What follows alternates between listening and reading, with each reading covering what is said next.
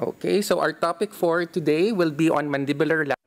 Donc aujourd'hui, nous allons parler du déplacement mandibulaire latéral. C'est un plaisir d'être aujourd'hui avec vous à Paris et de participer à ce Summit Genius. Je suis déjà venue à Paris au cours des 30 dernières années plusieurs fois et c'est une ville qui me fascine toujours autant par sa beauté. Par exemple, hier soir, nous avons passé une soirée intéressante avec les manifestations juste devant le lieu où se tenait la réception. Si vous souhaitez un jour venir aux Philippines, j'espère vous pouvoir et vous y accueillir. Nos deux pays ont en commun le fait que nous avons de très belles femmes. À l'heure actuelle, j'enseigne à l'Université des Philippines le programme d'orthodontie de 3e cycle et voilà certains de nos enseignants et étudiants. Aujourd'hui, je vais vous parler du déplacement mandibulaire latéral.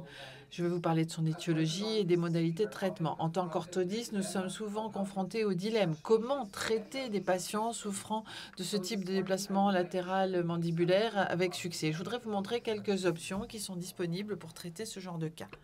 Really speaking, En règle générale, la beauté s'associe à la symétrie. Cependant, même les femmes les plus belles sur Terre ont un visage totalement symétrique, comme vous pouvez le constater sur cette photo composite de gauche à droite d'Angelina Jolie, pour ne pas la nommer. En tant qu'orthodontiste, nous essayons néanmoins de nous approcher le plus près possible de cet idéal en donnant des patients un visage symétrique. C'est parfois un véritable défi. Les caractéristiques courantes de déplacement mandibulaire latéral ou MLD sont la déviation du menton, l'asymétrie faciale, désharmonie de la ligne centrale, un anticulaire croisé dans la région postérieure et une prévalence importante des troubles de l'ATM. Alors, nous parlons donc de MLD et cette compilation nous montre les différents degrés d'asymétrie du visage et la correction. Il a été noté dans cette étude que les orthodontistes étaient les plus perceptifs pour identifier les asymétries par rapport aux dentistes et à plus forte raison aux non-praticiens. Pour atteindre un résultat esthétique facial, eh bien, c'est l'objectif principal et premier de notre traitement orthodontique. L'évaluation de la symétrie frontale du visage du patient est l'aspect le plus critique du diagnostic puisque c'est la vue la plus appréciée, quel que soit l'individu que l'on regarde.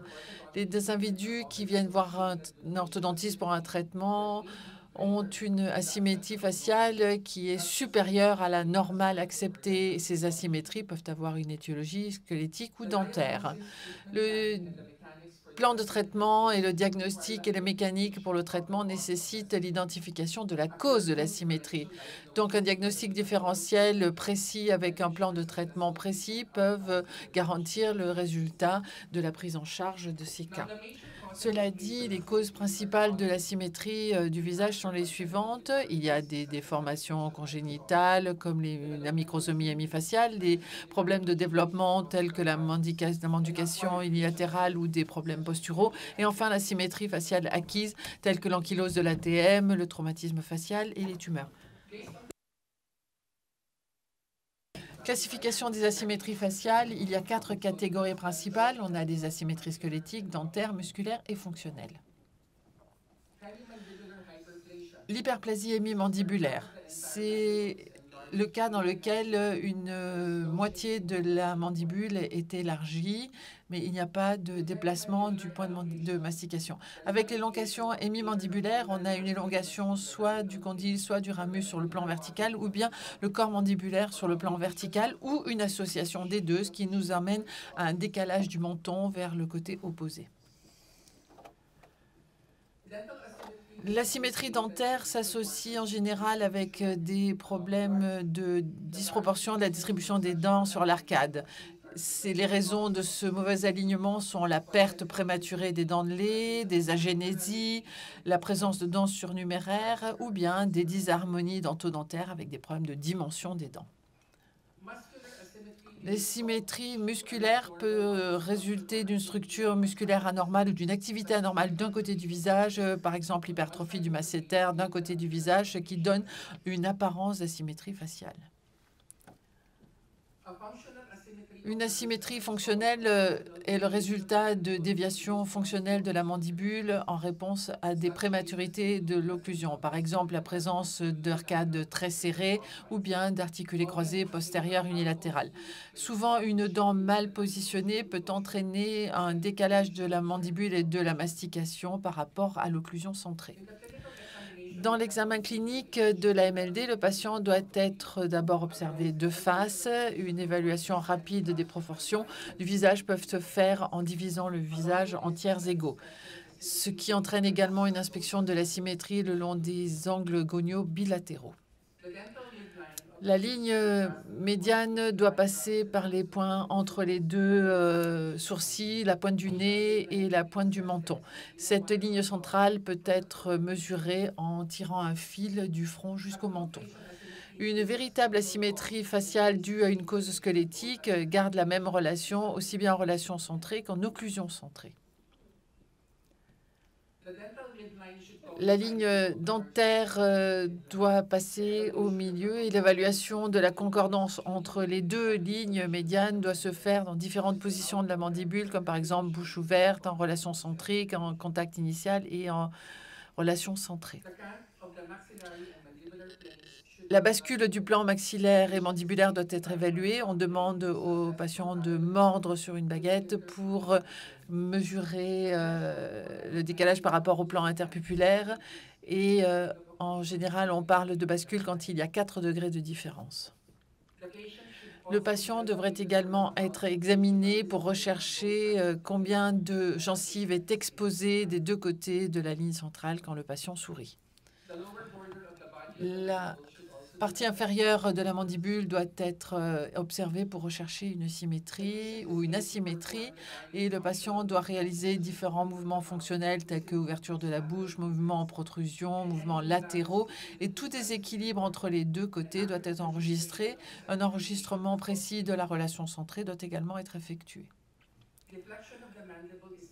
La déflexion de la mandibule, c'est le mouvement qui fait que l'on ne revient pas au centre pendant la mastication. Et en cas d'obstruction, la déviation ou la déflexion sont en général dans la direction de l'ATM qui est impliquée.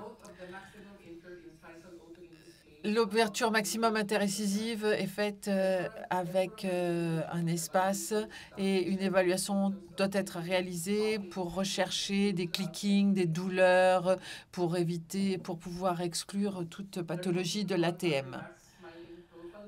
Ici, vous avez des photographies de face et de profil qui sont prises et qui sont utilisées pour rechercher une asymétrie importante entre les deux côtés du visage. Les disproportions entre les deux côtés du visage peuvent être également notées grâce à la radio panoramique. D'autres mesures céphalométriques sont réalisées, les mesures de diagnostic sont réalisées selon les mesures suivantes. Le plan occlusal du MLD est incliné supérieurement du côté basculé, ce qui veut dire que la hauteur verticale du côté basculé est inférieure à l'autre côté. La mandibule fait une rotation tridimensionnelle avec une inclinaison du plan mandibulaire frontal dans la même direction. Les condyles sont décalés vers le côté contralatéral et dans ce cas de rotation mandibulaire, il peut y avoir une compression sur le côté basculé du condyle et un problème interne de l'ATM qui peut entraîner des arthroses des condyles. La bascule du plan occlusal dans la MLD entraîne également une disproportion de la quantité de gencives exposées pendant le sourire. Traitement objectif, il faut essayer de repositionner la mandibule pour corriger la bascule ainsi que la ligne du sourire grâce à des mécaniques d'ingression et d'égression. Donc l'asymétrie dentofaciale est due à un facteur ou plusieurs facteurs. Ils peuvent être dentaires, squelettiques, fonctionnels ou une combinaison des trois. Et le traitement des 3 facteurs est le suivant. Pour ce qui est de l'asymétrie liée à des problèmes dentaires, on peut soit utiliser des élastiques pour des cas simples ou bien faire des extractions asymétriques dans les cas les plus graves pour traiter le problème. Pour ce qui est des bascules fonctionnelles, les prématurités occlusales peuvent entraîner un problème qui peut être traité soit par un meulage sélectif, soit par un traitement orthodontique. On peut avoir un décalage fonctionnel latéral dû à un problème de relation centrée qui entraîne un contact cuspide à cuspide et le patient ne peut pas fermer la bouche avec des dents dans la bonne position et du coup la mandibule est décalée latéralement pour permettre justement un meilleur contact occlusal. La prise en charge de l'articulé croisé postérieur chez les préadolescents est le suivant. On peut équilibrer pour éliminer le déplacement mandibulaire, faire une expansion de l'arcade maxillaire qui est trop étroite, repositionner les dents unilatéralement ou faire porter un dispositif fonctionnel. Ici, nous avons un cas qui a été traité avec un dispositif de type Onley. Le patient a 5 ans. Regardez le déplacement de la mandibule vers le côté gauche. Dans la bouche du patient, vous voyez qu'il a des articulés croisés à la fois antérieurs et postérieurs. Et regardez la différence dans la relation centrée et l'occlusion centrée qui nous montre que là, on a un déplacement fonctionnel de la mandibule.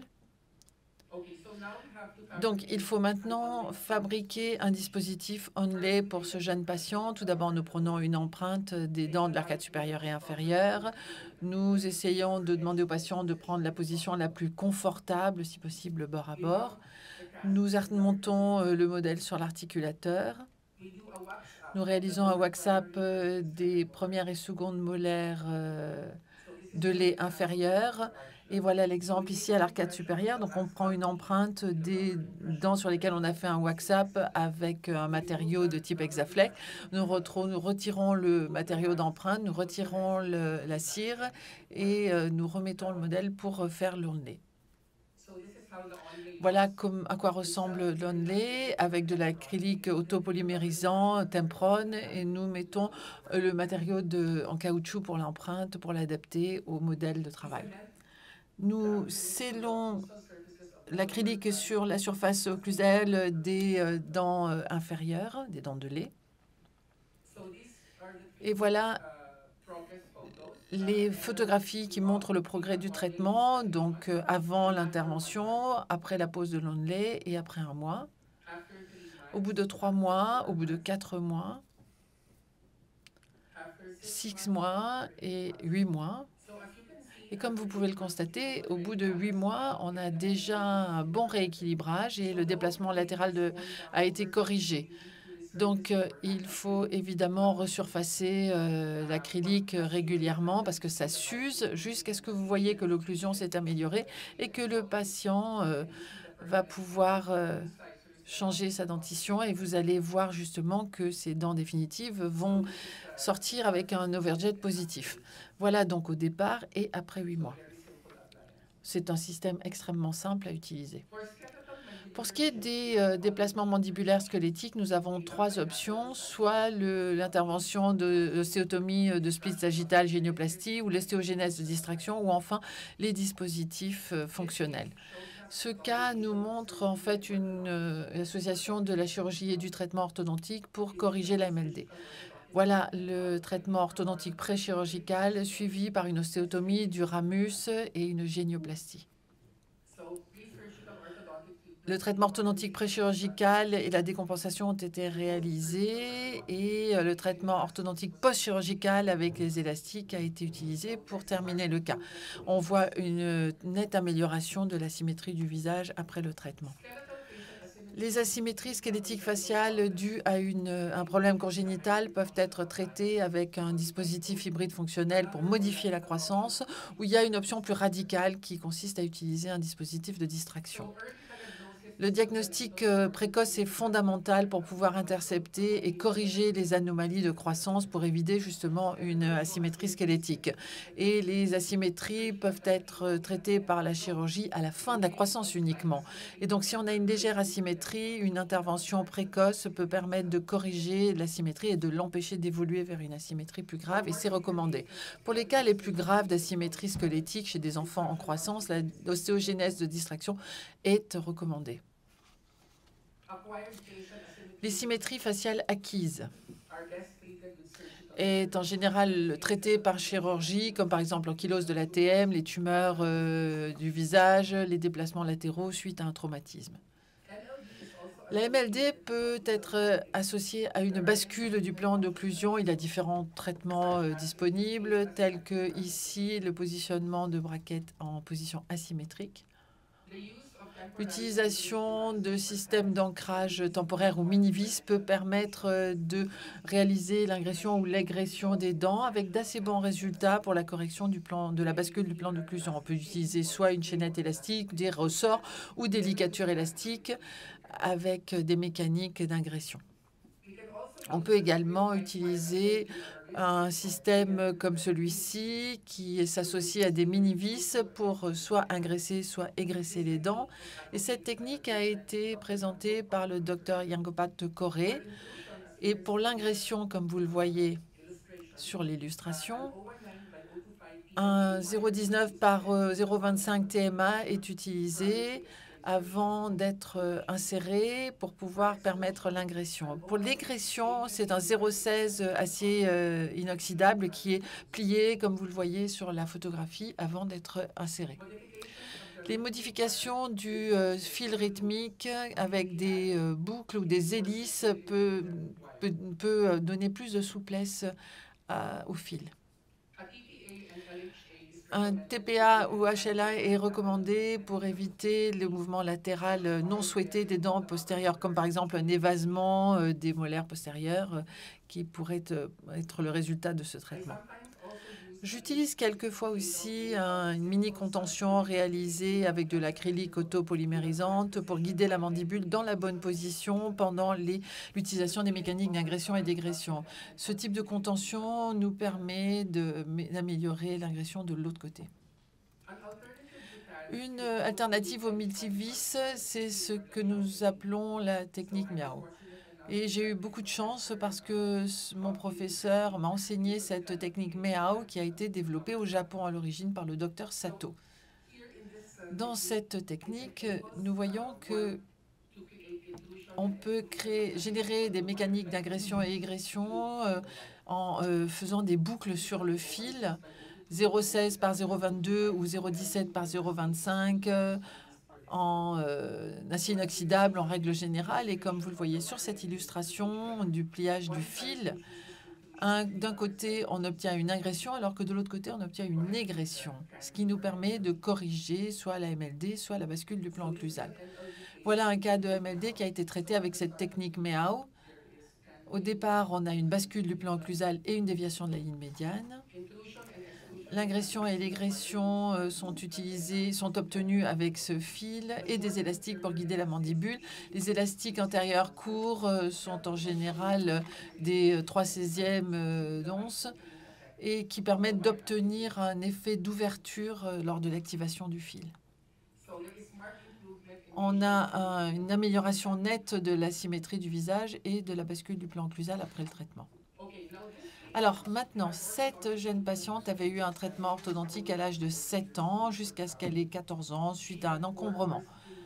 Elle a eu une extraction des prémolaires et à l'époque, il n'y avait pas de signe de déplacement latéral de la mandibule. Mais à l'âge de 17 ans, la patiente a remarqué que sa mandibule partait côté gauche. Voilà un céphalogramme postérieur antérieur pris à 11 ans puis à 23 ans. On voit clairement qu'il y a un déplacement de la mandibule avec un déplacement de la ligne médiane. À l'âge de 23 ans, la patiente est en classe 3 molaire avec un guidage canin à côté droit et classe 3 également à gauche avec un décalage de 5,5 mm de la ligne médiane vers la gauche. La troisième, les dents de sagesse dans ce cas sont la cause de ce déplacement et elles ont provoqué l'égression qui a décalé la mandibule. Et dents de sagesse ont comprimé les secondes molaires en entraînant cette bascule du plan occlusal. Voilà un autre cas dans lequel les dents de sagesse sont également responsables de la MLD, du fait de cet effet de compression sur les secondes molaires. Le cas a été traité sans extraction, à part les dents de sagère incluses à l'arcade supérieure. Et la technique MEAO a été utilisée pour déplacer la ligne médiane et la ramener en position correcte. Il y a donc une amélioration claire ici grâce à la technique MEAO. Voilà avant le traitement et après le traitement. Et vous voyez que les troisièmes molaires ont été extraites. Avant-après. Avant-après. Une alternative au microvis, à la MEA ou à la chirurgie est un nouveau système qui a été développé par un docteur de Taïwan qui est vendu aujourd'hui par même et qui s'appelle le fil d'arc Yin Yang. C'est un fil en titane, en alliage titane-molybdène, TMA, qui existe en deux tailles, 0,17 par 0,025 pour un bracket ayant un slot de 0,18 et un 0,018 par 0,025 pour un slot de 0,022. Il permet 100 degrés de correction, au départ, et 60 degrés pour conserver la correction. Il existe en deux types adaptés à l'arcade supérieure et inférieure, et le TPA et la LHA sont recommandés pendant le traitement. Voilà un cas qui a été présenté par le docteur Eric Liu lui-même grâce à ce fil d'arc yin-yang. Il s'agit d'un cas d'extraction parce que la patiente était en bipro et après une fermeture de l'espace, il a utilisé le fil d'arc yin-yang pour corriger la bascule du plan occlusal. Comme vous le voyez sur les photos, il a également posé un TPA et une HLA. Alors, vous pouvez comparer avant-après. Il y a une amélioration évidente de la symétrie faciale et de la bascule du plan occlusal sans avoir besoin d'utiliser ni de technique de pliage de fil compliqué, de mini-vis ou de chirurgie. Donc, pour moi, c'est une technique très prometteuse, une alternative pour la correction de l'AMLD. Un patient chez lequel nous avons utilisé le fil d'arc yin et yang juste avant de venir à Paris. Là, c'est un traitement très récent. On a posé les mécaniques en juin et 3 semaines après, regardez, on a déjà une claire amélioration de la bascule du plan occlusal. Pour résumer, les options de traitement suivantes sont disponibles pour chaque type d'asymétrie. Pour les enfants en croissance, on a soit des dispositifs fonctionnels, on a l'ostéogénèse de distraction. Pour les adultes, on a soit le camouflage orthodontique ou la chirurgie orthognatique. Et lorsqu'il s'agit d'une asymétrie fonctionnelle, on a soit la possibilité de rééquilibrer l'occlusion, soit d'utiliser des différents systèmes de contention. Merci beaucoup pour votre attention.